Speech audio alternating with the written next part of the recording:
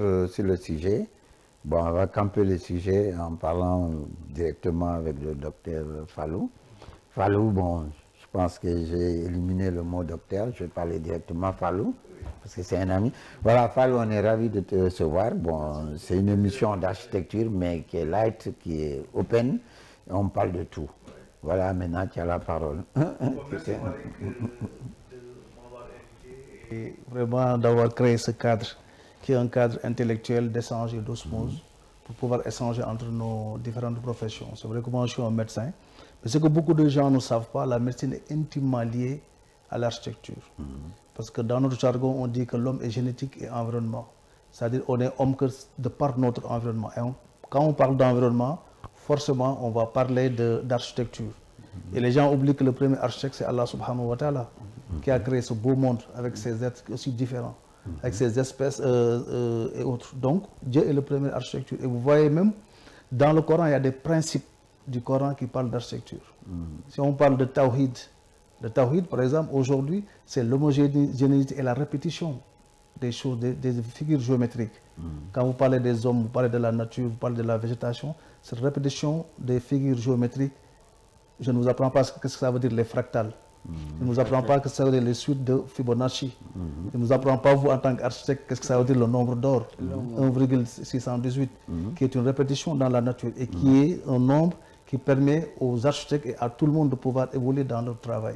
Il y a le Ihsan aussi. Le Ihsan, c'est, par exemple, c'est l'architecture qui reflète la beauté et la divinité. Ensuite, il y a aussi la modestie qui favorise la fonctionnalité à autre chose. Ensuite, on a l'hospitalité et la communauté, les espaces verts et autres. Et même dans ces principes coraniques, on peut même citer, par exemple, aujourd'hui, l'ouverture, l'espace et la lumière. Parce que Dieu est lumière. Et il l'a dit dans le Coran, si on se réfère à au surat Al-Nour, 24-35, surat 24, verset 35, Dieu nous parle de la lumière. Et l'architecture, c'est la lumière.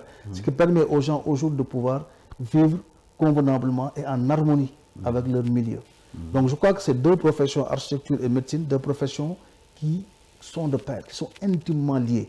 Mais malheureusement, les gens, souvent, ils l'occultent. Parce qu'on vit dans un environnement, et cet environnement, on a besoin quand même d'avoir un environnement qui est sain pour avoir un esprit qui se développe et qui peut réfléchir. Donc en grosso modo, comme introduction, je crois que je peux m'en tenir là pour donner l'occasion. Oui, mais avant même de donner, vous m'avez parlé de la santé d'habiter, l'habitat, comment santé. Non, ça, dans la discussion, je voudrais ça pour développer. Dans l'introduction, comme tu as parlé de cet aspect un peu mystique, un peu de foi, qu'on en a abordé plusieurs fois ici, avec des gens qui sont venus, qui nous ont mis dans cette dimension-là. Exactement. On est très ravis de voir, parce qu'au départ, quand je parlais de toi ici, j'ai dit qu'au-delà même de la médecine, ça déborde sur autre chose. Exactement. Donc je vois qu'il y a le Coran qui est mêlé dans ça aussi, ça c'est intéressant.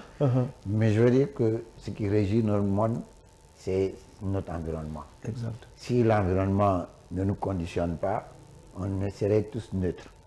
L'homme a pu construire parce qu'il s'est protégé par rapport à tout ce qui existait dans son environnement. Quand tu es dans un environnement, tu ne connais pas l'étranger ou celui qui t'agresse, tu essaies de te protéger. Tu m'as parlé même de double peau. La maison, c'est une double peau. Ouais, parce que on a la peau, et on a une double peau qui est revêtue par la maison. Ça, j'ai bien aimé l'expression tout à l'heure. Oui, tout à fait. Quand tu m'en parlais. Tout à fait. Donc, c'était pour te titiller un peu que je suis venu sur cette double peau. Parce que tu as défini un peu dans l'introduction que tu as lancée, un peu, en résumant un peu comment le monde s'est conjugué. Parce qu'en fait, il y a maintenant cette nouvelle tendance, ce qu'on appelle la médecine de l'habitat. Parce que l'habitat est considéré maintenant dans notre jargon comme une troisième peau de l'individu. Après la peau, le derme, il y a les vêtements qui nous protègent, mais c'est notre habitat. Et l'habitat, c'est de l'architecture. Donc, la troisième peau de l'individu, c'est son habitat. C'est pourquoi l'habitat est considéré comme une troisième peau chez l'individu. Donc, pour vous montrer l'essence, même la quintessence même de l'architecture dans la vie des individus. Et même plus loin, on va voir que si l'environnement détermine l'être humain. Si on vit dans un environnement qui est sain, on peut penser, on peut réfléchir, on peut créer, on peut être créatif. Mais si nous vivons dans un environnement restreint, comme l'environnement que nous avons, ça pose des problèmes. Et il y a d'autres aussi phénomènes qui vont entrer en considération, que ça soit dans votre métier comme dans notre profession. C'est-à-dire, on a besoin aujourd'hui, que ça soit médecin, architecte, technicien ou autre, de tropicaliser ces sciences, d'en faire des sciences africaines. Parce que la plupart du temps, souvent, les gens, ils importent des techniques tempérées dans des pays tropicaux. Ce qui fait qu'on en a discuté tout à l'heure.